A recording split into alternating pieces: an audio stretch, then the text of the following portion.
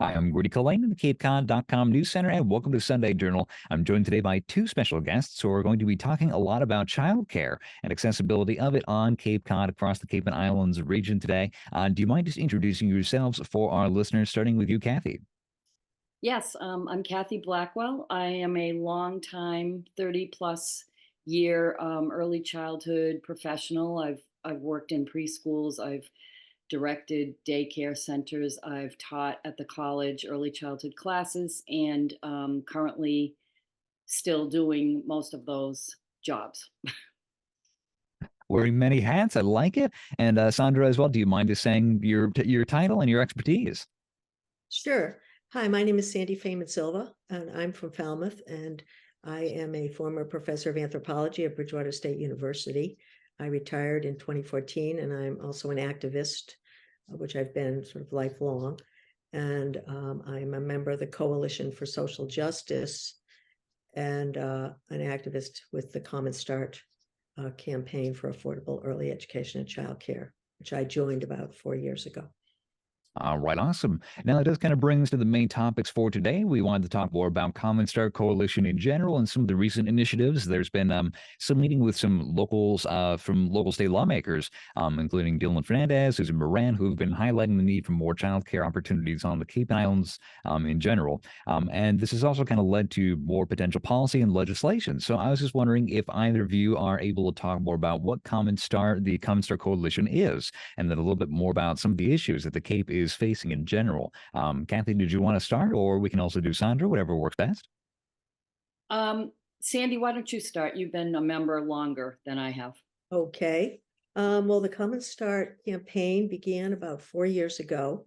It was an outgrowth of some other campaigns by the Coalition for Social Justice to raise the minimum wage and provide paid family and medical leave benefits, earn sick time. And the early education and childcare sector was a sector that was neglected and was in crisis, particularly after COVID.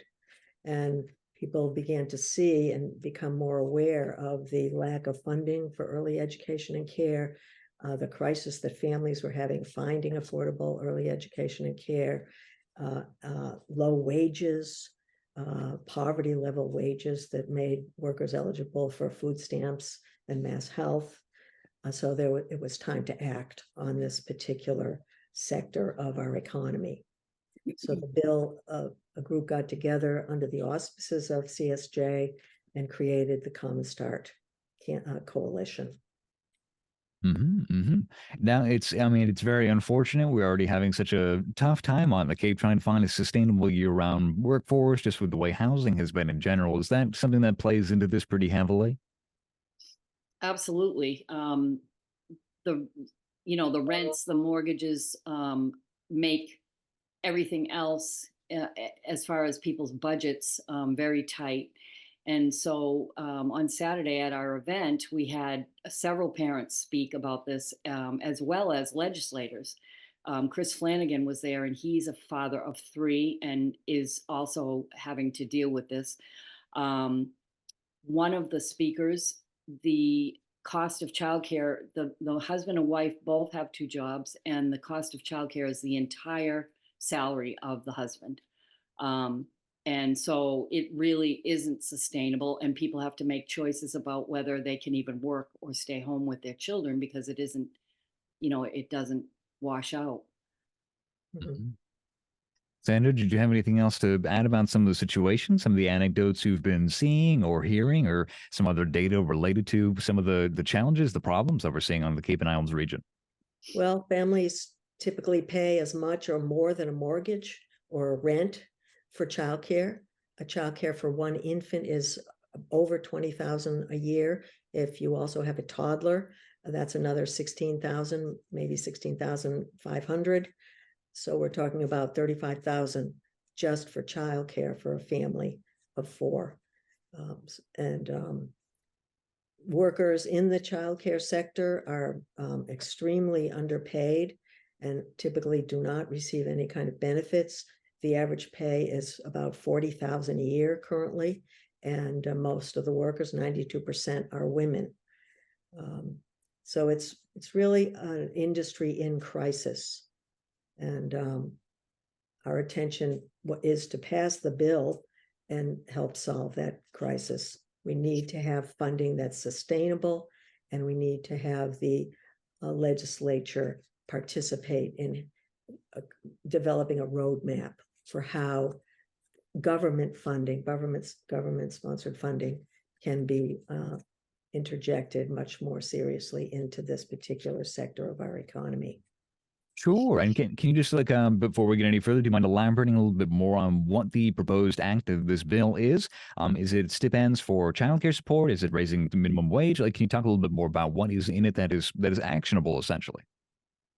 Okay. The bill is H 489, House version, S 301, the Senate version. And the bill is really a holistic approach to early education and care funding. It would include benefits for children 0 to 5 years, full early education and care, and children from 5 to 12 for after school and out of school time during summer vacations, school vacations, and so forth, evenings when parents are working, and for children to age 15 who have special needs. It also would preserve the existing childcare delivery system, which consists of family-based childcare programs and what we call center-based, where a larger facility delivers care, as well as school-based programs and Head Start programs. So it would not change the current delivery system. And what it provides is 2 branches of funding, one of which are investments for direct to providers called operational funding grants to facilitate pay for the costs of delivering early education and care, including operational infrastructure costs, materials, supplies, educational and curriculum materials for infants ages 0 to 5 and beyond, and to raise worker wages. So there is language in the bill to raise worker wages so that these workers have a living wage along with benefits. And the second prong is family financial assistance. We currently have a voucher system that is very troubled, but it would provide financial assistance based on the actual cost of childcare to reduce childcare costs to families who are so strained by the impossible costs that they face.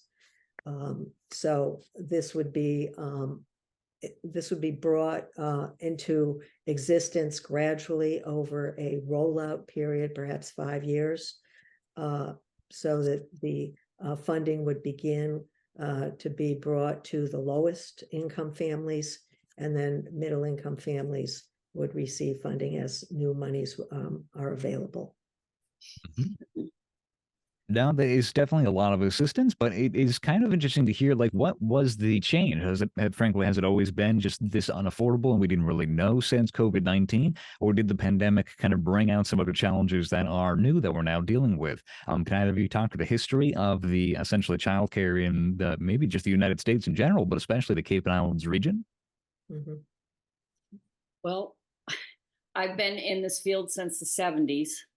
Sandy and I both had young children in the 70s, and we're dealing with this. Wages have been notoriously low. It's been a woman's job since I've known, since the 70s. And it was very low pay. It was sort of touted as babysitting or taking care, it was not educationally based, which the people who have done it all these years know it is educationally based. And the brain science, which is very current and very much talked about these days, show that, a child's brain develops the most the first 3 years. So it's really important what they're doing those 3 years. And if they're sitting in front of a television and not being stimulated, it's much better for them to be learning and growing and stimulated. So this has been going on for a long time. I think what brought it to the forefront it was the pandemic because people couldn't work. Kids were home with parents. Parents were trying to work and take care of their children, and many centers closed. Um, because of the health. I don't know what you call. They had to only have so many children and so many feet apart and all that. People Mm. couldn't do that. People couldn't sustain it, and so a lot of centers closed. Um, and it just brought it to the forefront that this is a real problem, a real crisis, and the coalition had been formed just before that, so they began to talk about it more and speak to legislators, and legislators are very aware of um, of the problems, and it's like a cycle. So money is given from the state for vouchers and subsidies, which helps families. That's great. But then you have a voucher, you have a subsidy, and you can't find a slot for your child. You find empty classrooms because you can't hire people because they can't afford to work for the wages that are given. So it goes around and around. If you get a voucher, you that's great, but you can't find childcare. So we're proposing to almost reformulate it so that everyone has people people like early childhood students at Cape Cod Community College that I work with will want to go into this field because they know it's sustainable as a job that they can afford to pay their bills. Hmm. Yeah, definitely just making the industry more appealing in general, essentially, and more livable, sustainable. Now, I remember this is something that State Senator Susan Moran brought up is that this is the childcare issue also has a very disproportionate impact on women because they were coming back from COVID-19 with some of the changes, and it seems that a lot of women are just having to stay home and basically sacrifice some of their job and career opportunity in that regard. Can you guys just elaborate a little bit more on that? Some of the way kind of culture and gender is starting to factor into the childcare issue that we're facing? Well, women do have multiple responsibilities at home. We talk about the double day. Women have to care for children and often work. We even hear about the triple day where women do the home-based care for families, work, and reproduce the family. They maintain the family. They continue with the outreach to other members of their family and make sure the family is viable and works. In the economy that we're talking about with respect to the COVID situation and post-COVID, women frequently left the workforce first before their spouses and returned home to do childcare. And most of the workers in the early education and care sector are women. 92% of workers are female. So this hit the early education and care sector very, very hard. Women continue to be beset with the responsibilities now as families face the crisis from a financial point of view, in that childcare is unaffordable. It's again women who have to go home, return to home to do the childcare duties, and they are really giving up a career that they may have, or delaying a career, making their income lower over their lifespan. And even when women retire who have not progressed and received advances in the workplace, they lose out in terms of Social Security benefits or retirement benefits. So women are poorer as elders as a result of losing the momentum in their career choices. So there So are many, Go so ahead. many teachers have said, they had this career and they had these many years, and the formula for retiring is so many years in your age. But many women said, I left for these many years to take care of the kids, and then I went back. So then they miss out on that total amount of their retirement. And also we're hearing people deciding whether they can afford to have a child or not. And many are saying we're putting it off for X number of years until things get better. Right, and this was true in my own personal experience as a professor at Bridgewater. I didn't start my career until I was almost in my late 30s. And so that's when I began my professional career. So I didn't put in as many years in service. I was older when I retired. I was 67 when I retired. Yeah. And I'm very happy to have a pension, and I'm very grateful. But as a woman, I did lose out on the career advancement opportunities. It is really unfortunate just to see the domino effect and the way all these things are just interlinked together as a long chain. As well, Kathy, I believe, Kathy, you had mentioned kind of like the developmental opportunity that is kind of presented by having proper childcare. Can you both kind of just talk a little bit more about how integral that time is, what some of the benefits are from being able to socialize with other kids?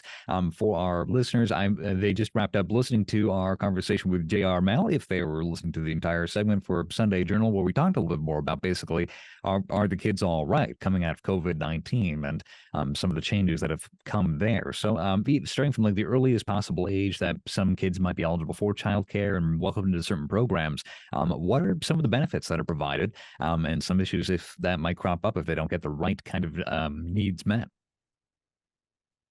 Well, people start bringing their children to childcare when they're infants. Again, if the infant is laying around in a bed and not being stimulated and not being sung to and played with, and the child is not developing the brain dendrites or whatever that stimulate them and that urge them forward in their growth. Children need to learn, and I've lost my train of thought here for a minute. Sandy, why don't you go ahead? Well, yes, early learning from 0 to 5, that's the time when our brain development is greatest in our entire lifespan. And children need to be active. They need to be loved and cared for in a very safe and nurturing environment. What we've seen post-COVID is some of the infants and children that endured the COVID situation now have problems when they begin to enter school. They haven't had the socialization that makes children, ready to engage with other children, to enjoy the company of other children, learn how to play, learn new skills, and so forth. And we're seeing evidence now that's on the news every day about the post-COVID problems that these infants and children face. We also find that with early learning and children involved in a structured early learning environment where we have professional staff, these people have been trained to know about brain development, to know about what are the best ways to nurture the whole child, all aspects of the infant and child. We're talking about children that may be 2 or 3 or 4 weeks old when they begin care out of the home. But what research has shown, and UMass Boston recently did a study that showed that the beneficial effects to society and to our economy are lifelong. Children that have been in early education and care facilities and in Head Start show fewer problems in school in terms of suspensions or detentions. They stay in school longer, their graduation rates are higher, their lifelong earnings are better, their health status is better, they pay more taxes, the recidivism rate or involvement with criminal activity is lower. So all of these have been associated with being in early education and childcare facilities. So the government stands to benefit substantially by spending our money on early education and care rather than spending our money on dealing with the effects of not having childcare. So That is very interesting, preventative. Exactly. And the economy also is much better with people coming back into the workforce that couldn't otherwise if they didn't have the childcare. the economic returns are great, and there's been a lot of studies about that. Another thing I've seen in observing classrooms all over the state is children that have been through a lot of trauma. And there's the big talk about mental health right now. They've been through trauma in homes where they ordinarily would have been in school through COVID. And a lot of these classrooms are having to throw out their regular curriculum with young 3 and 4 year olds and start at the very basic bottom of teaching social skills, the simplest things of being able to use words to not hit, to be able to just function in a group, and then go from there. And that's a big change. Mhm.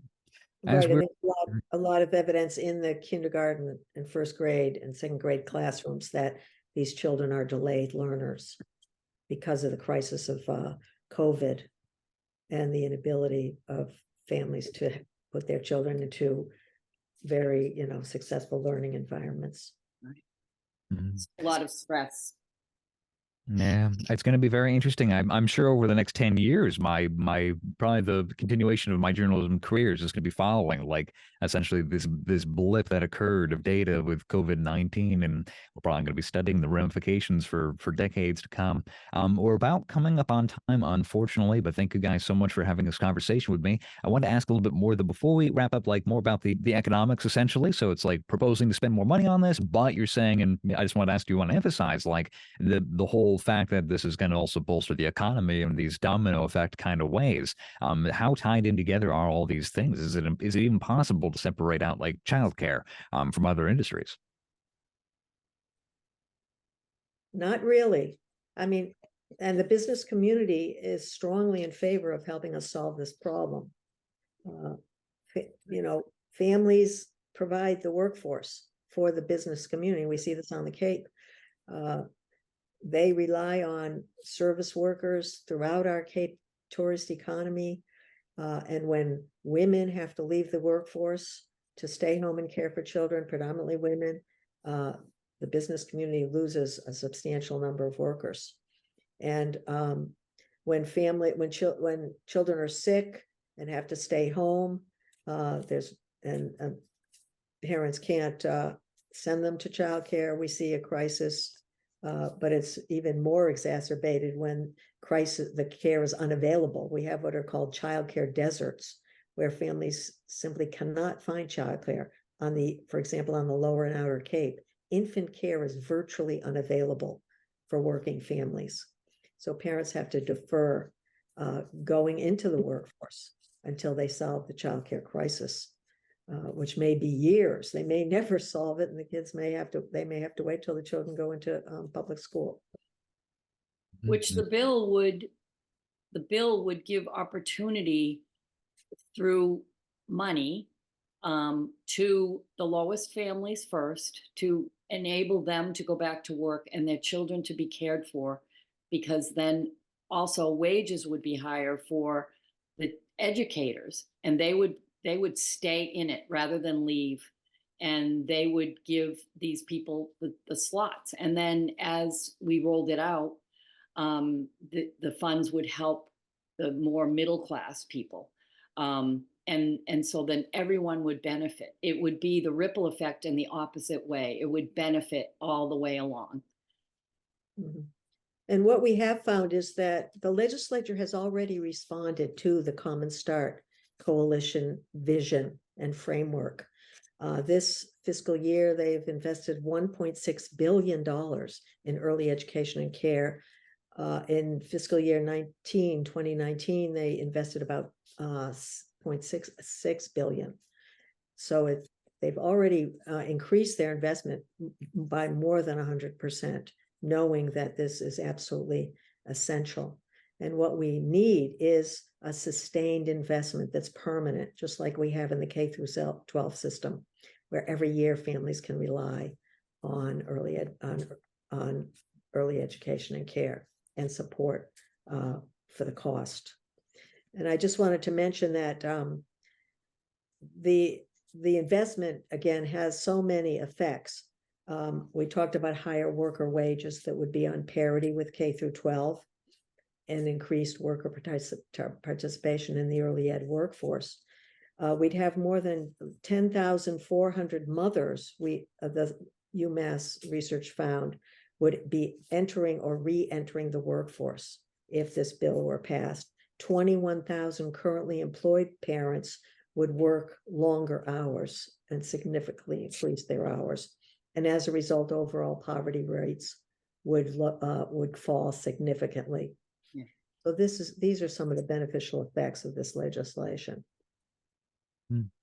All right, awesome. Once again, I'm sorry we're about coming up on time, but it's been a fascinating conversation. Kathy and Sandy, thank you both for joining me for this. Is there any last comments that you just wanted to add on here in the last minute before we wrap up? Well, I think this would benefit all our communities, our families, and our businesses, and we really cannot afford not to act. Right. And we're very happy to be able to talk about it this morning, because not everyone is aware of it. But many are, because many are trying to pull together to help their families, solve their immediate crisis. Grandparents are helping. I mean, so many people are binding together to make it okay for the kids, and that's what we want. That's what we want in this coalition, is for the kids to grow up and be healthy, happy, good learners, and the people that take care of them to be paid a wage that they can afford to live. All right, awesome. Kathy, Sandy, thank you both so much for joining me for this conversation this morning. I really appreciate it. Thank you. Thanks, Grady. I'm Grady Collane in the CapeCod.com News Center, and thank you for listening to Sunday Journal.